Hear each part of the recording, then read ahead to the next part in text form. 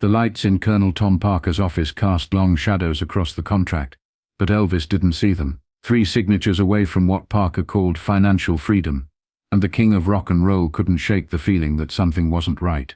Wait, look at the numbers again. The year was 1967, and everything Elvis had built was about to change in ways he couldn't yet imagine. Parker leaned back in his chair, cigar smoke curling toward the ceiling, his expression unreadable. "You trust me, don't you, boy?" He'd asked that question 1,000 times over the past 11 years. Each time, Elvis had nodded. Each time, a little more of his fortune had slipped through his fingers like sand. The king had just finished another grueling film shoot, his 25th movie in 7 years. The scripts were getting worse, the songs more forgettable, but the checks kept coming. At least that's what Parker told him. Elvis signed the paper, not knowing he'd just agreed to give his manager 50% of everything he earned, not 25%, like most artists paid. 50, half of his life's work, handed over with a stroke of a pen. What Elvis didn't know was that this wasn't the first time he'd been outmaneuvered. It wouldn't be the last. Back in 1956, when fame first hit him like lightning, Elvis was just 21 years old. He'd grown up in a 2-room house in Tupelo, Mississippi, so poor that his family couldn't afford to bury his twin brother in anything but a shoebox. When success came, it came fast. Too fast for a kid who'd never had more than $20 in his pocket at once. Parker had swooped in like a carnival barker, which ironically he'd actually been, and promised to make Elvis the biggest star the world had ever seen. And he did, but at what cost? By 1963, Parker had engineered another deal. This one involved merchandising. Elvis's name and face on everything from lunchboxes to lipstick. The terms? 50-50 split on all profits. Elvis thought it was generous. After all, Parker had made him famous, hadn't he? What Elvis didn't realize was that Parker was creating a web of companies, each one taking a piece of the pie before Elvis even saw it. Notice how the pattern was forming. Every contract, every negotiation, Parker positioned himself not as an employee but as a partner who somehow always ended up with more than his fair share. The real nightmare began in 1973. RCA Records, Elvis's label since 1956, approached Parker with an offer. They wanted to buy out all of Elvis's master recordings. Every hit from Heartbreak Hotel to Suspicious Minds. Every song that had made Elvis a household name. The price? $5.4 million. Parker took the deal. He and Elvis split the money 50-50, which meant Elvis walked away with $2.7 million before taxes. It sounded like a fortune, but what Parker didn't explain, or maybe Elvis was too tired, too drugged, too defeated to understand, was what this really meant. Elvis would never receive another dime in royalties from any song he'd recorded before 1973. Not 1 cent. Every time Hound Dog played on the radio, every time someone bought Can't Help Falling in Love, RCA would pocket the money. Elvis got nothing. Parker convinced him it was a good deal, that they needed the cash. What Parker didn't mention was his gambling problem, the debts he owed to the Las Vegas casinos, the hole he'd dug so deep that Elvis's career had become his lifeline. Remember that 2-room house in Tupelo, the poverty that had shaped Elvis's childhood? He'd spent his entire adult life trying to escape it, to make sure his family would never struggle again. And now, through a series of deals he didn't fully understand, orchestrated by a man he trusted implicitly, it was all slipping away. By the mid-1970s, Elvis was performing 2 shows a night at the International Hotel in Las Vegas. The schedule was punishing, sometimes over 100 shows a year. His health was deteriorating. His marriage had collapsed, and his drug use was spiraling out of control. But Parker kept booking shows, kept pushing, kept collecting his 50%. Why Vegas? Why not a world tour? Elvis had wanted to perform internationally for years. He dreamed of playing London, Tokyo, Sydney. His fans around the globe begged for it. But Parker always said no, always had an excuse. Security concerns. Logistics, venue sizes. The truth? Parker was an illegal immigrant from the Netherlands, living in America under a false identity. He had no passport, no legal documentation. If he left the country, he might not be allowed back in. And if he couldn't travel with Elvis, he couldn't control him. So Elvis stayed. And Parker gambled. The casinos loved the Colonel. He'd lose $1 million in a single night at the tables, then book Elvis for another grueling residency to pay off the debt. It was a vicious cycle, and Elvis was trapped in the middle of it. Look at the numbers. When Elvis died on August 16, 1977, at just 42 years old, his estate was worth less than $5 million. $5 million. For a man who'd sold over 1 billion records, who'd starred in 33 films, who'd been the biggest entertainer on the planet for over 2 decades. Where did it all go? The answer was complicated, but the broad strokes were clear. Parker had taken millions. Elvis had been incredibly generous, buying cars for friends and strangers, supporting his entire extended family, maintaining Graceland and its staff. The IRS had taken their share, and the 1973 RCA deal had cut off the royalty stream that should have sustained Elvis for the rest of his life. But here's what most people don't know. It got worse after Elvis died. Vernon Presley, Elvis's father, died in 1979, just 2 years after his son. The estate was left in chaos. Graceland was costing $500,000 a year to maintain, but the estate was only bringing in about $1 million annually. And Parker, he was still claiming 50% of everything. The IRS was demanding nearly $15 million in back taxes. Bankruptcy seemed inevitable. Enter Priscilla Presley, Elvis's ex-wife, now one of 3 trustees responsible for protecting the estate for their daughter, Lisa Marie, who was just 9 years old. Priscilla looked at the books and realized the full extent of the disaster. She petitioned the court to investigate Parker's management.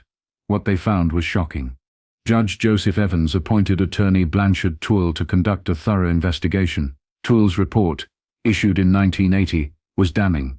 Parker's 50% commission was excessive and shocks the conscience of the court. Evans stated, industry standard for a personal manager was 10 to 15%. 50% was outrageous, unconscionable, likely fraudulent. Wait, there's more. The investigation revealed that Parker had been making separate deals with RCA, deals that benefited him personally but not Elvis. He'd received kickbacks, side payments, and had engaged in what the court called self-dealing and overreaching. The 1973 catalog sale was highlighted as particularly egregious. Parker had essentially sold Elvis's legacy for a fraction of its worth to cover his own gambling debts. Notice how the pattern becomes clearer in hindsight. Every major decision Parker made was designed to generate immediate cash. Damn the long-term consequences. He never once requested an audit of Elvis's record sales, which was standard practice. Why? Because an audit might reveal how much money was actually flowing through the system, and how much of it Parker was skimming off the top. The estate sued Parker in 1982 for fraud and mismanagement. The case was settled out of court in 1983. Parker received a $2 million payout and was barred from any involvement in Elvis-related earnings for 5 years. It was a pittance compared to what he'd taken over the years, but at least it was over, or so they thought. Priscilla got to work. She brought in financial advisors, lawyers, marketing experts. She made a bold decision: open Graceland to the public as a tourist attraction. It was a risk. Some thought it was tacky, that it would diminish Elvis's legacy. But Priscilla understood something fundamental. Elvis's fans loved him, and they wanted to feel close to him. Graceland could offer that. The mansion opened to visitors in 1982. Within a year, it was generating millions in revenue. By 1993, when Lisa Marie inherited the estate on her 25th birthday, its value had rebounded to over $100 million. Priscilla had saved it. She'd taken a near-bankrupt estate drowning in debt and turned it into a thriving enterprise. But the story doesn't end there. Remember those royalties that Elvis sold off in 1973? They were still owned by RCA, which eventually became part of Sony Music. Every year, those pre-1973 recordings generated millions of dollars in revenue, money that could have secured the Presley family's financial future for generations. Instead, it went to a corporation. Lisa Marie tried to fight it. In 2013, Elvis Presley Enterprises sued Sony in German courts, arguing that the 1973 buyout was unconscionably disproportionate and that they deserved equitable remuneration under German copyright law. The case highlighted just how valuable those recordings had become. In Germany alone, millions of euros were at stake, but the contracts Parker had signed were legally binding, however unethical they might have been. Look at what happened to Lisa Marie herself.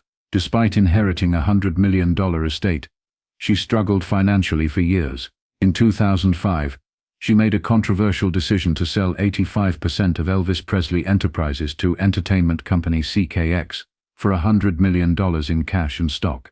It seemed like a good deal at the time. It wasn't.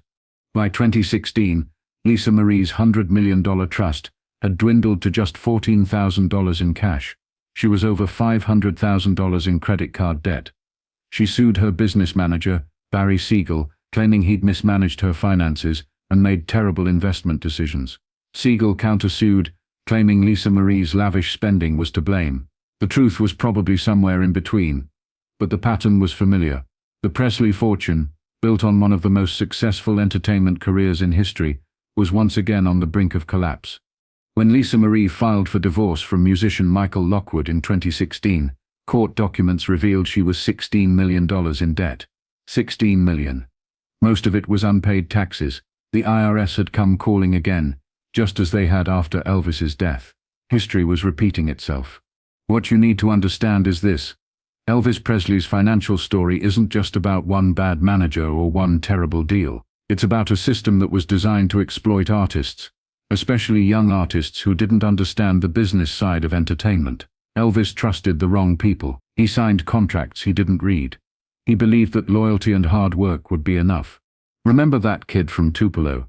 The one who grew up so poor his family couldn't afford a proper funeral for his twin brother? That kid never really left him. Even when Elvis was at the height of his fame, living in a mansion, flying in private jets, he couldn't shake the fear of poverty. So when Parker said they needed money, Elvis believed him. When Parker said a deal was good, Elvis signed. When Parker said 50% was fair, Elvis nodded. But 50% was never fair. The merchandising deals were predatory. The 1973 RCA buyout was a catastrophe, and the relentless Vegas schedule that Parker imposed, 2 shows a night, over 100 performances a year. It wasn't about Elvis's career. It was about feeding Parker's gambling addiction. Notice something else. Parker never faced real consequences.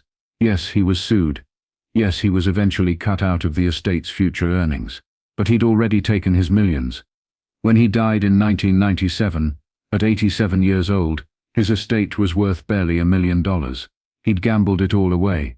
But he'd lived comfortably for 20 years after Elvis's death, living off the fortune he'd extracted from the man who'd trusted him most. Here's the part that should make you angry. It didn't have to be this way. If Elvis had hired competent financial managers, if he'd gotten independent legal advice, if he'd understood what he was signing, he could have died a very wealthy man. He could have left his daughter a fortune that would have lasted generations. Instead, he left behind a mountain of debt, a confused estate, and a cautionary tale about the music industry. The countdown started in 1956, when Parker convinced Elvis to sign an exclusive management contract. By 1967, Parker had renegotiated to 50%. By 1973, he'd convinced Elvis to sell his past for pennies on the dollar. By 1977, Elvis was dead and broke. That's 21 years. 21 years of systematic exploitation by a man who was supposed to protect his client's interests. Wait, let's be clear about something. Elvis wasn't blameless. He was extraordinarily generous, sometimes to a fault. He'd buy 14 Cadillacs in a single day, one for a friend, one for a cousin, one for a complete stranger who happened to admire his car. He maintained Graceland's staff even when the estate couldn't afford it. He supported dozens of family members. His spending was legendary. But that's not why he died broke. He died broke because his manager took half of everything he earned, and then made decisions that prioritized short-term cash over long-term wealth. He died broke because the contracts he signed were designed to benefit everyone except him. He died broke because the system failed him. Look at the industry today. Artists have more protections now. Management contracts are scrutinized more carefully. There are laws against the kind of self-dealing Parker engaged in. But it's not enough. Artists are still exploited, still taken advantage of, still left broke despite earning millions. The names change, but the pattern remains the same. What can we learn from Elvis's story? First, trust is not a substitute for due diligence. Just because someone has been with you from the beginning, doesn't mean they have your best interests at heart. Second, read your contracts. Get independent legal advice. Understand what you're signing before you sign it. Third, diversify your team. Don't let one person control every aspect of your financial life. And fourth, Remember that your career is a business, and you are the CEO. Act like it. Elvis Presley was one of the most talented, charismatic performers who ever lived. He changed music. He changed culture. He changed the world. He deserved better than what he got. He deserved managers who protected him, contracts that were fair, and a financial legacy that matched his artistic one. Instead, he got Colonel Tom Parker, 50% commissions, and a $5 million estate. Notice what happened after Elvis died. Priscilla saved the estate, but she couldn't undo the damage Parker had done. Lisa Marie inherited a fortune, but she couldn't escape the pattern of mismanagement and exploitation. The Presley name generates hundreds of millions of dollars in revenue every year, but most of it goes to corporations, not the family. Here's what you should remember: every time you hear Suspicious Minds or Burning Love, every time you see someone wearing Elvis merchandise, every time you visit Graceland, you're participating in an economic system that Elvis himself barely benefited from. His pre-1973 catalog, his greatest hits, still generates millions in royalties every year, but Elvis's estate doesn't see a dime of it. Sony does.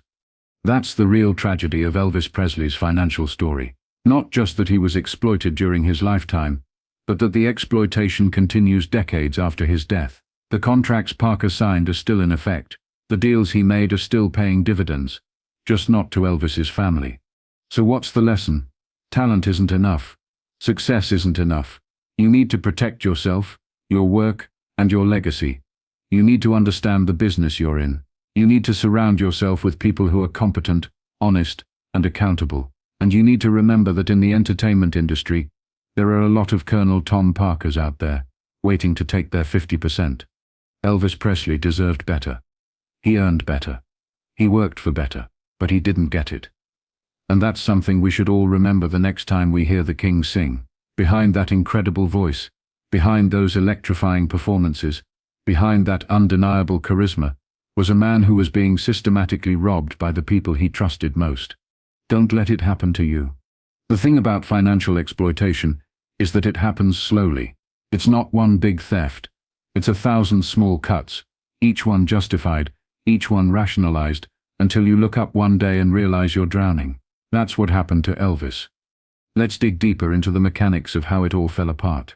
When Parker first started managing Elvis in 1955, the arrangement seemed reasonable. 25% commission was on the high end, but not unheard of. Parker promised to make Elvis a star, and he delivered. By 1956, Elvis was appearing on national television, recording for RCA, and causing pandemonium wherever he went. But watch what Parker did. He didn't just negotiate Elvis's contracts. He inserted himself into every deal as a necessary participant. When RCA bought Elvis's contract from Sun Records for $40,000, Parker made sure he got his cut. When movie studios came calling, Parker negotiated deals that guaranteed him a percentage of everything, not just Elvis's salary but merchandising, soundtrack sales, everything. This is where it gets interesting. Most managers work for their clients. Parker made it seem like he and Elvis were partners. "We're in this together," he'd say, 50-50, just like partners should be. It sounded fair, it felt fair, but it wasn't. A manager is supposed to be an employee, not an equal partner. They provide a service, negotiation, booking, career guidance, in exchange for a percentage of the client's earnings. That percentage should reflect the value of their service, not claim half of everything the artist creates. Remember the film contracts? Between 1960 and 1969, Elvis made 27 movies. Most of them were formulaic, low-budget affairs with forgettable songs and predictable plots. Critics hated them. Elvis hated them. But Parker kept signing the deals because they generated immediate cash. Each film paid Elvis around $1 million, a fortune in the 1960s. But after Parker took his cut, after taxes, after expenses, Elvis was left with maybe $300,000 per film. Still good money, but nowhere near what he should have been earning. And here's the kicker: those films could have been so much better. Directors wanted to work with Elvis. Serious directors, acclaimed directors, but Parker always said no. Why? Because serious films took time, required artistic input, and didn't guarantee the quick payday that Parker needed to feed his gambling habit. Look at the trajectory. In the early 1960s, Elvis was still a cultural force. By the mid-1960s, he was becoming a joke. The British invasion had happened. The Beatles, the Rolling Stones, bands that wrote their own music and controlled their own careers. Meanwhile, Elvis was stuck making beach party movies and singing about dogs and cars. His artistic credibility was evaporating, and with it, his long-term earning potential. But Parker didn't care about long-term. He cared about now, about this month's casino debts, about this year's bills. So he kept Elvis on the hamster wheel, running faster and faster, but never actually getting anywhere. The 1968 comeback special changed things temporarily. Elvis appeared on television in black leather, raw and powerful, reminding the world why he'd become the king in the first place. It was a massive success. Suddenly Elvis was cool again, relevant again. He returned to live performing, and the audience response was overwhelming. This was Elvis's chance to reinvent himself, to take control of his career. But Parker had other plans. Instead of a world tour, instead of selecting venues and crafting a show that would showcase Elvis's talents, Parker booked him into the International Hotel in Las Vegas for a long-term residency. The money was good. Elvis was paid more than any entertainer in Vegas history. But the schedule was brutal. Wait. Let's talk about why Vegas. The International Hotel was owned by Kirk Kerkorian, a billionaire who didn't mind taking risks on big-name entertainers. He offered Elvis a 5-year contract at terms that seemed incredible. But there was a catch. Parker owed money to Vegas casinos, a lot of money. Booking Elvis into a long-term Vegas residency wasn't just about the performance fees. It was about keeping Parker in Vegas near the tables, with a guaranteed income stream. Elvis performed over 1,000 shows in Vegas between 1969 and 1976. Think about that. 1,000 shows. Each one requiring energy, focus, showmanship, each one taking a toll on his body and his mental health. By the mid-1970s, Elvis was visibly struggling. He'd gained weight, his performances were inconsistent, and his drug use had spiraled out of control. The pills prescribed by doctors, facilitated by enablers, were the only way he could keep up with the schedule Parker had imposed. Notice the pattern. Parker needed Elvis to perform to pay off gambling debts. Elvis needed pills to keep performing. The pills damaged his health. His health problems made performing harder. So he needed more pills. It was a death spiral, and everyone around Elvis could see it. But nobody stopped it.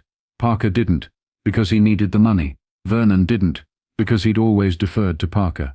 The doctors didn't, because Elvis was their meal ticket. And Elvis was trapped. Let's return to 1973, and that catastrophic RCA deal. Here's what most people don't understand. Selling your catalog isn't always a bad idea. If you need immediate cash, and you're confident you can generate future income from new work, a catalog sale can make sense. But this deal made no sense. $5.4 million sounds like a lot, but Elvis had recorded some of the best-selling singles in music history. Hound Dog alone had sold millions of copies. Love Me Tender, Jailhouse Rock, Can't Help Falling in Love. These were songs that would generate royalties forever, and Elvis sold the rights to all of them for $2.7 million before taxes. After taxes, he probably cleared around $1.5 million for his entire back catalog, songs that continue to generate millions of dollars in royalties every single year. Why did Parker push this deal? Because he needed $2.7 million to cover his gambling debts. It's that simple. He owed money to the Vegas casinos, and they were getting impatient. The RCA deal solved his problem immediately. The fact that it destroyed Elvis's long-term financial security didn't matter to Parker. He'd be dead before the consequences became apparent. And here's the truly infuriating part. RCA knew they were getting an incredible deal. They knew these recordings would generate income for decades. But they also knew that Parker was desperate, and that Elvis would sign whatever Parker put in front of him. So they offered just enough to solve Parker's immediate problem, and walked away with one of the most valuable music catalogs in history. Remember when we talked about the court investigations after Elvis died? Let's look at what they actually found. Attorney Blanchard Toole spent months reviewing contracts, financial records, and testimony from people who'd worked with Elvis and Parker. His report was over 300 pages long, and detailed a pattern of financial abuse that was breathtaking in its scope. Parker had been making side deals with RCA for years. Deals where the record company would pay Parker directly for various services, promotion, marketing, consulting. None of this money went to Elvis. It was kickbacks. Pure and simple. RCA was essentially bribing Parker to keep Elvis in line, to prevent him from seeking better terms or switching labels. The court also found that Parker had used Elvis's money to fund his own business ventures. He'd created companies, boxcar enterprises, jamboree attractions, that existed primarily to funnel money away from Elvis and into Parker's pocket. These companies would charge Elvis for services at inflated rates, then pay Parker as the owner. It was a shell game, and Elvis was the mark. Judge Joseph Evans was appalled. In his ruling he stated that Parker's management was excessive and unconscionable, and that his actions shocked the conscience of the court.